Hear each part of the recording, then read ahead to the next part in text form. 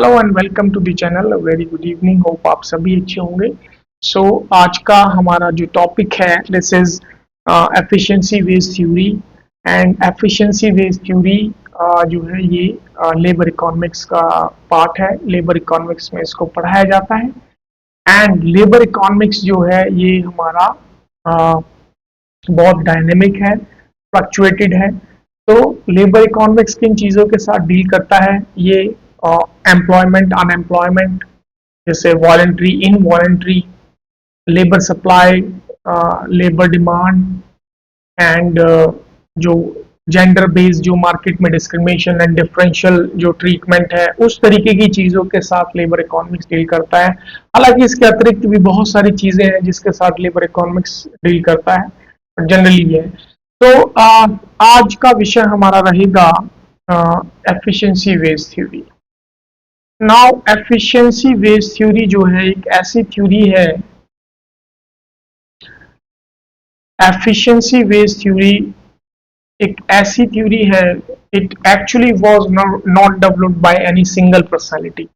ये किसी एक व्यक्ति के या किसी एक इकोनॉमिस्ट या किसी एक रिसर्चर ने इसको नहीं दिया है, but actually efficiency based theory was developed by many contributors over a long period of time.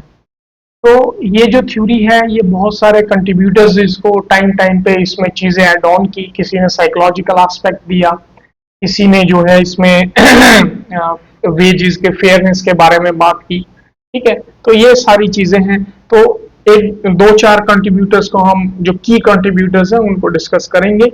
And then फिर इसका जो कोर आइडिया है वो हमें समझ आ जाएगा। देन फिर हम इसका डेरिवेशन भी देख सकते हैं, फिगर भी देख सकते हैं, न्यूमेरिकल भी इसका सॉल्व कर सकते हैं। ठीक है, तो पहले हम देखेंगे तो इनिशियल जो फेज है इन 1887 में सबसे पहले इस आइडिया को जिन्होंने इंट्रोड्यूस किया, he was actually Alfred Marshall. Alfred Marshall ने ही इसको 1887 में अपना उन्होंने एक article, he wrote an article और ऐसे इन दैट आर्टिकल उन्होंने सबसे पहले ये आइडिया इंट्रोड्यूस किया, जिस आर्टिकल का नाम था ए फेयर रेट ऑफ वेजेस। अब इस आर्टिकल में उन्होंने इस आइडिया को बताया बहुत ही सिंपल वे में। उन्होंने कहा कि अगर हमारे वेजेस जो हैं, जो बेटर हैं, मतलब जो वर्कर्स को हम वेतन देते हैं, वेजेस देते हैं, ठीक है, तो वो अगर बेहतर हैं तो कहीं ना कहीं वो जो है फॉर्म की एफिशिएंसी को बढ़ाएगा, एनहांस करेगा। बट वो कैसे? उन्होंने बहुत ही सिंपल वे में कहा कि better wages will lead to uh, better nutrition, better nutrition and better nutrition जो है it will further lead to more productivity.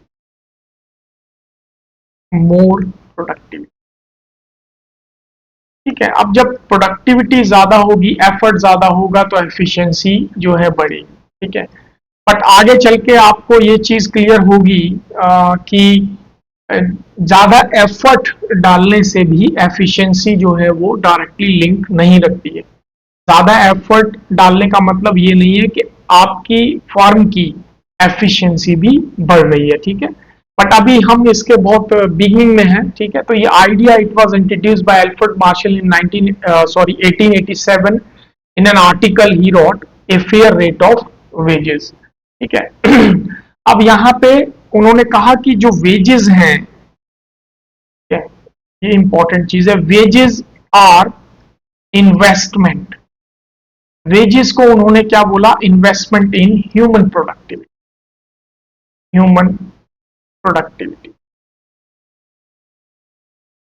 तो वेजेस जो हैं वो ह्यूमन प्रोडक्टिविटी में एक तरीके का इन्वेस्टमेंट है। They are not just a cost. ठीक है, अब आगे इसमें चलेंगे तो थोड़ा और इसमें जो है चीजें ऐड ऑन होती हैं, जैसे कि हम बात करेंगे American economist George Aker, an American Akerlof,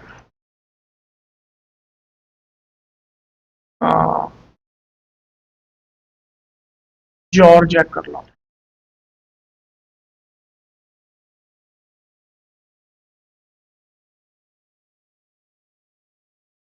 George George Akerlof ने इस चीज को 1982 में अगेन इसमें कुछ चीजें एड ऑन की and he actually introduce gift exchange model. Gift exchange model. अब ये गिफ्ट एक्सचेंज मॉडल क्या है? गिफ्ट एक्सचेंज मॉडल में उन्होंने कहा कि वेजेस जो हैं, wages are a gift from the employers, from the employers. And उसके बाद उन्होंने आगे कहा कि जो वेजेस हैं वो गिफ्ट है एम्प्लॉयर्स की तरफ से, बट जो प्रोडक्टिविटी है, जो एफर्ट है, efforts are return gift from the workers, या फिर इसको हम एम्प्लॉय भी लिख सकते हैं, एम्प्लॉयर के साथ एम्प्लॉय, ठीक है जी। So wages are a gift from the employers and efforts are what they are putting in return. So वो क्या है? वो रिटर्न गिफ्ट है फ्रॉम द एम्प्लॉयज, ठीक है। तो उन्होंने ये चीज दिया। आगे फिर इसी चीज को जो है थर्ड जो कंट्रीब्यूटर हैं Janet Yellen, Janet JANET Yellen. Janet Yellen ने फिर अगेन 1984 में उन्होंने इसमें साइकोलॉजिकल एस्पेक्ट इसमें एड ऑन किया। तो she actually introduce psychological aspect और added on to the efficiency based theory, और उन्होंने जो एकरलफ का जो आइडिया है उसी को आगे एक्सटेंड किया, ठीक है। So she extended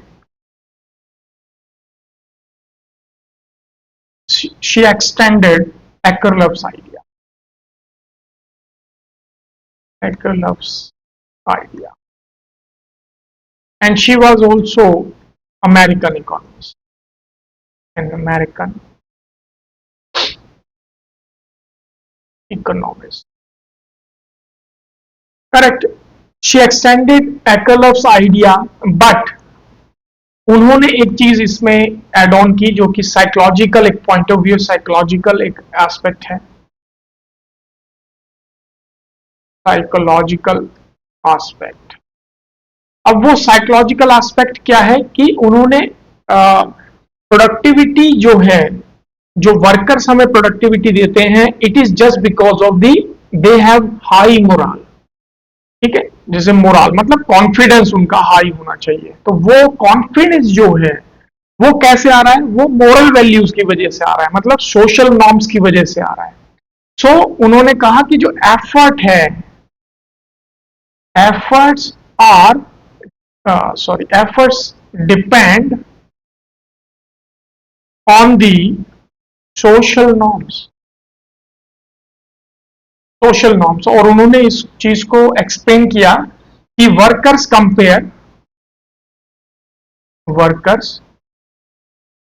compare their wages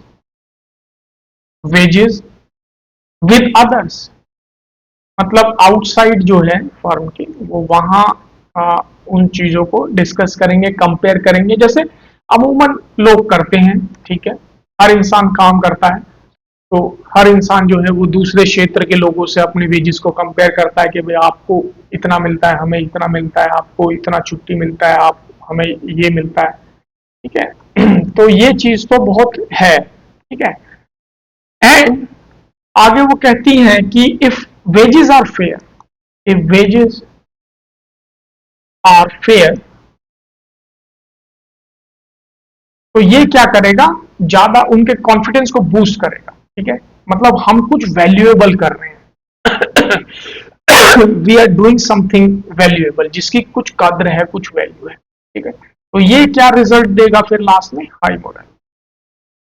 high moral का मतलब है हाई कॉन्फिडेंस, और इसकी वजह से it will further lead to high productivity, more productivity, ठीक है।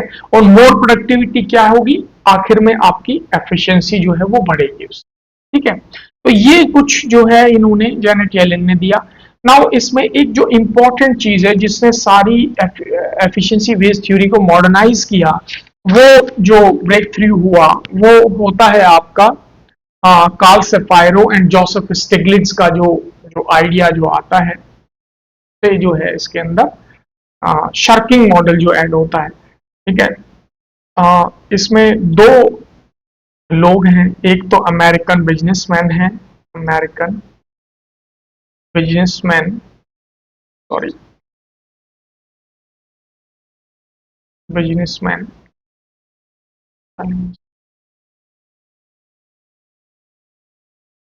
अमेरिकन बिजनेसमैन एंड प्लस एक इसमें जो है एक न्यू किन्जिन इकोनॉमिस्ट है, new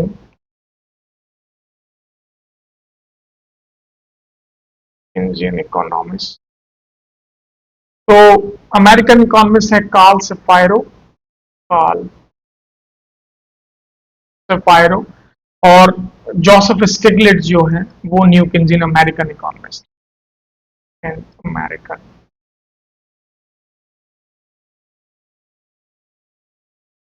economist, correct, Joseph Stiglitz, correct. तो यहाँ पे दो लोगों ने इन्होंने जो आगे कंट्रीब्यूशन किया वो बहुत इंपॉर्टेंट चीज है। उन्होंने कहा, उन्होंने जो मॉडल दिया वो था sharking model.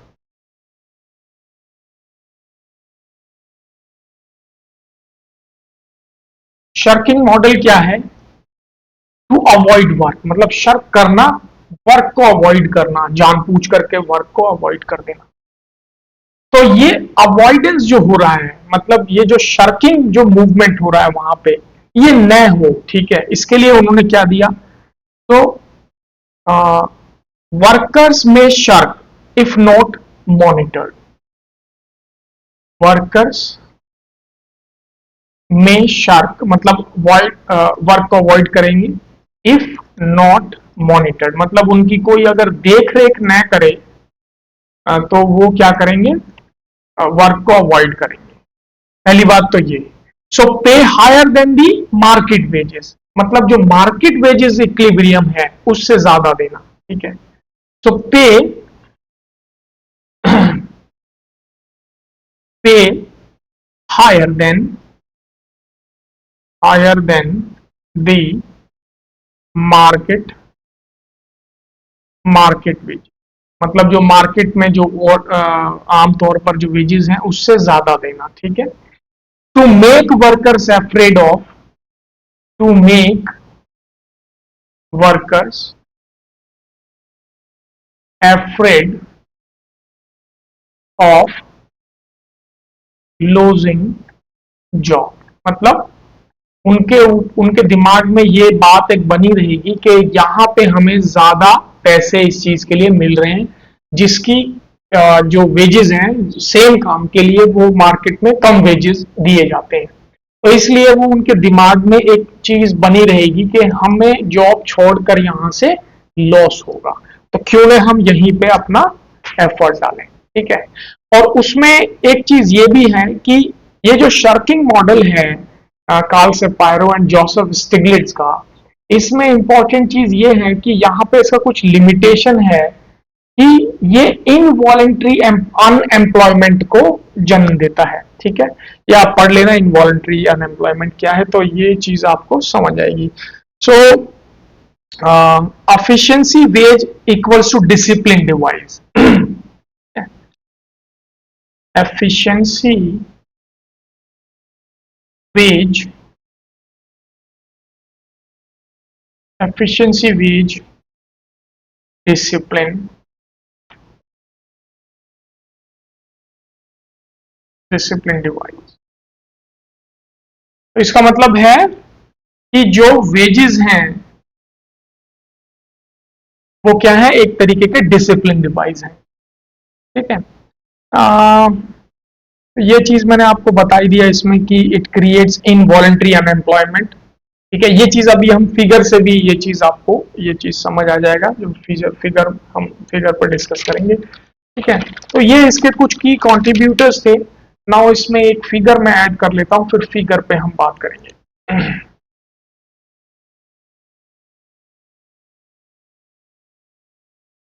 So this is the figure of efficiency wage theory, wage model. Uh, y axis जो वर्टिकल एक्सिस है उस पर हमने वेजेस को लिया है, ठीक है, एंड एक्सेस एक्सिस जो हॉरिजॉन्टल एक्सिस है उस पर हमने क्या लिया, लेबर को। नाउ व्हाट हैपेंस कि S1 जो है this is the total labour supply, ठीक है, एंड D1 जो है कि लेबर कितना एब्जॉर्प्शन हो रहा है, तो ये डाउनवर्ड स्लोपिंग है, तो कहीं ना कहीं इसमें अनएम्प्लॉयमेंट ये शो कर रहा है। वो चीज अभी हम देखेंगे उसको, ठीक है। एंड जैसे जैसे ये आगे बढ़ रहा है तो लेबर का ऑब्जर्वेशन जो है, ये लेबर एब्जॉर्प्शन जो है वो यहाँ पे LE पर हाईएस्ट है, ठीक है, और L स्टार पर ये घट गया है। अब इस चीज को हम चेक करेंगे, एंड उसकी उसी तरह से यहाँ पे दो पोजीशंस है, L1 and W1 and W star. फिर एक फाइनल चीज ये है इसमें कि ये जो NSC है ये क्या है, नो शर्किंग कंडीशन है, मतलब जो वर्क को अवॉइड कर रहे हैं वो चीज यहाँ पे हायर, मतलब NSC का मतलब है कि firms are paying higher wages than the market equilibrium, मतलब लेबर जो जो वर्कर हैं, वर्कर को ज्यादा पे किया जा रहा है, जो मार्केट में जो नॉर्मल जो वेजेस हैं, जो इक्विलिब्रियम है उससे कहीं ज्यादा पे किया जा रहा है, ताकि नो शर्किंग कंडीशन के पास आया जा सके, ठीक है। तो ये नो शर्किंग कंडीशन को हम लिख देते हैं यहाँ,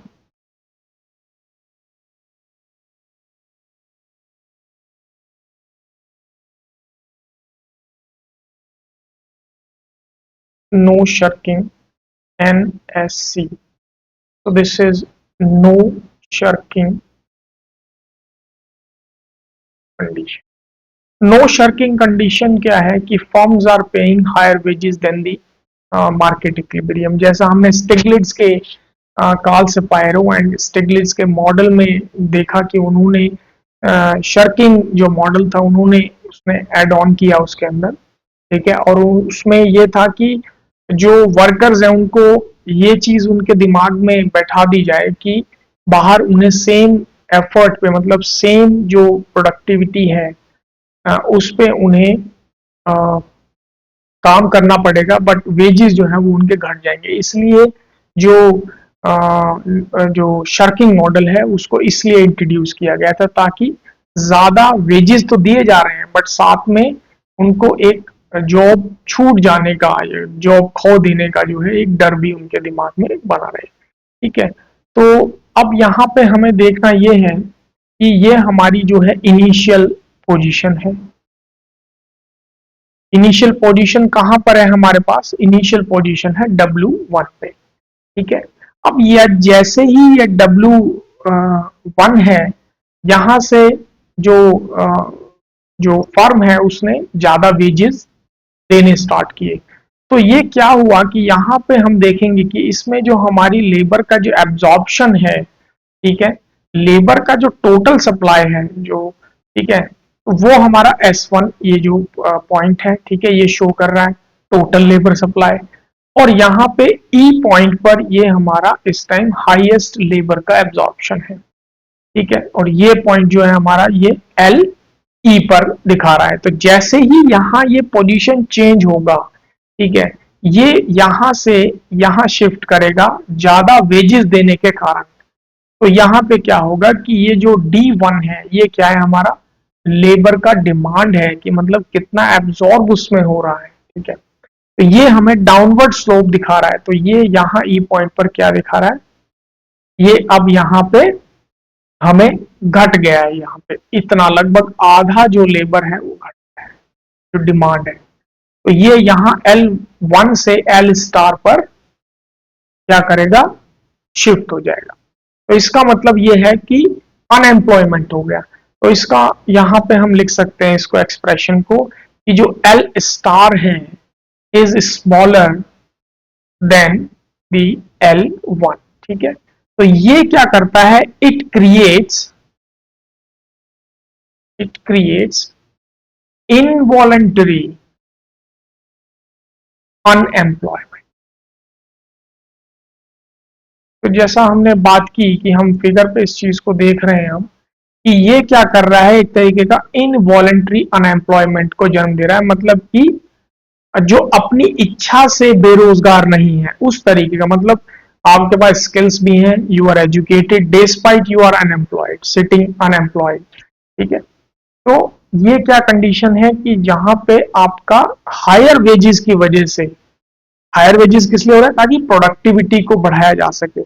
बट ऑलवेज जो प्रोडक्टिविटी है वो ऑलवेज, या एफर्ट जो है वो ऑलवेज आपकी फर्म की एफिशिएंसी में ट्रांसफॉर्म हो जाए, कन्वर्ट हो जाए, that is actually not possible.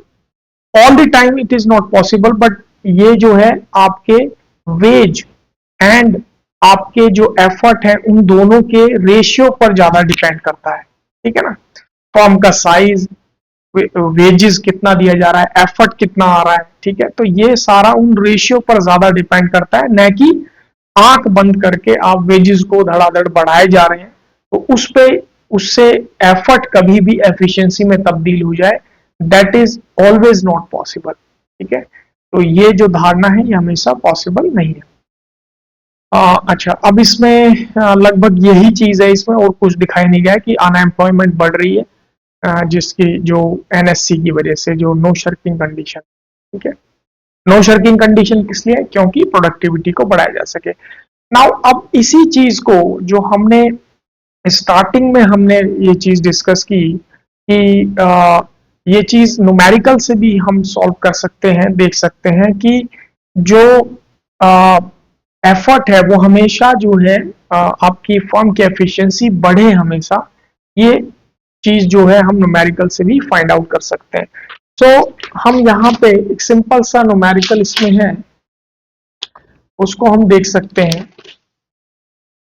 Now इसमें हम तीन केसेस लेते हैं, केस वन, केस टू, इसी तरीके से case three. Now what happens कि ये हमारा हो गया एफर्ट, एंड यहां हमने लिया वेजेस। एफर्ट हमने पहले केस में हमने इसको वेज को 10 रखा एंड एफर्ट को हमने रखा 20। इसी तरीके से जब केस टू पर मूव करेंगे तो हमने रखा 15। ठीक है, एंड वेजेस को हमने रखा 27। दूसरी तरफ केस थ्री जो है, इसमें हमने एफर्ट को रख कर दिया 40 एंड फिर हमने वेजेस को रखा यहाँ 25। तो यहां हम एक क्रम देखेंगे कि केस वन से लेकर के जब तीन तक हम देखेंगे तो हमें वेजेस एंड एफर्ट जो है वो बढ़ते हुए नजर आ रहे हैं।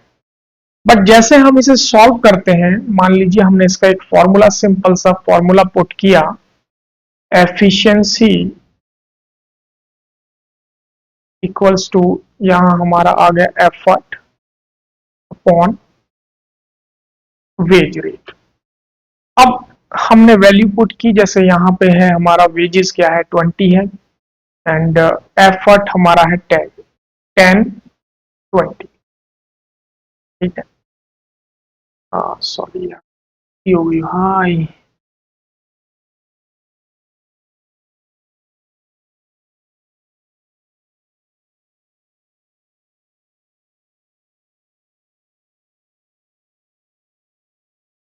नाउ यहां हम लेंगे केस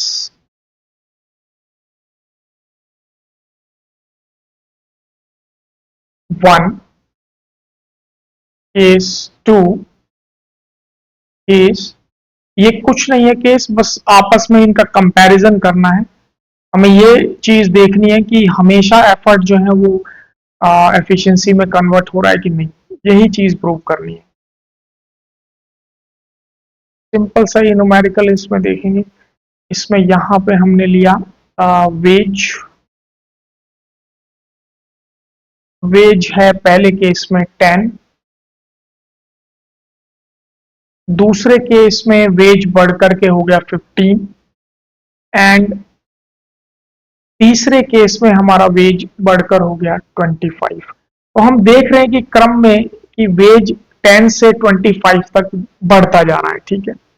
दूसरी तरफ हम यहाँ एफर्ट देखें, एफर्ट हमारा 20 है, फिर दूसरे केस में एफर्ट बढ़ करके 27 हो गया, तीसरे केस में एफर्ट जो है वो अगेन फिर से बढ़ करके 40 हो गया।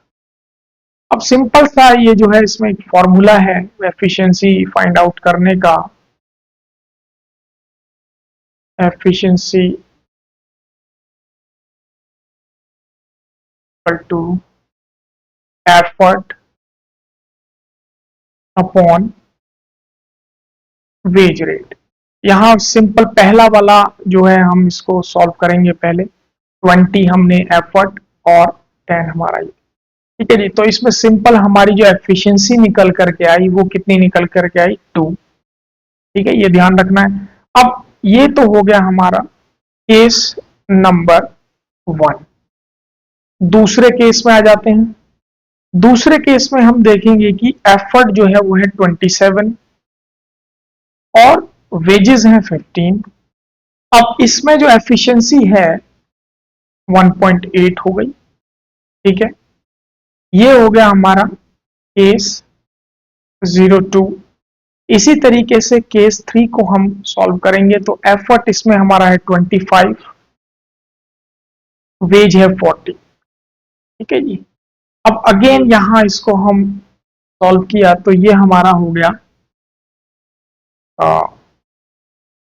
वेट एफर्ट, सॉरी यहाँ 40 25, तो ये हो गया 1.6। तो यहां देख रहे हैं कि कैसे जो है यहाँ पे वेजेस भी बढ़ रहा है, ठीक है। जब यहां से यहां मूव किया वेजेस बढ़ा है, 5 पॉइंट से बढ़ा है वेजेस, फिर जो है अगेन 10 पॉइंट से बढ़ा, यहां से यहां जाएंगे। बट यहाँ पे वेजेस भी बढ़ रहा है तो इसका मतलब क्या होना चाहिए, जो अवॉइडेंस है, मतलब जो जानबूझ करके जो लोग एफर्ट नहीं डाल रहे हैं, ठीक है, तो वो चीज कम होनी चाहिए, हायर वेजेस हैं। बट यहाँ क्या देख रहे हैं हम कि यहाँ पे उसका बिल्कुल ऑपोजिट हो रहा है कि एफिशिएंसी घट रही है फर्म की। तो इसका मतलब ये है कि आप हमेशा वेजेस को बढ़ाते जाएं आंख बंद करके, बट एक्चुअली ये हमेशा फ्रूटफुल नहीं होगा कि आप वेजेस को बढ़ाते जाएं और एफिशिएंसी भी बढ़े। तो यही चीज हमें देखनी थी, ठीक है। तो यहाँ हम देख रहे हैं कि कैसे एफिशिएंसी जो है वो 2 से फिर 0.2 घटी, फिर अगेन वो 0.2 घटी, ठीक है। तो टोटल जो फाइनल जो हमारा इनिशियल पोजीशन था वहां से 0.4 ये घट गई है, ठीक है। यहाँ से घटी, फिर यहाँ से, सॉरी, यहाँ से ये घटी। तो ये हमारा था एफिशिएंसी वेज थ्योरी, और मैंने जो है इसको सभी तरीके से समझाने की कोशिश की है कि आपको इसका आइडिया लग जाए कि एक्चुअल में एफिशिएंसी वेज थ्योरी क्या है।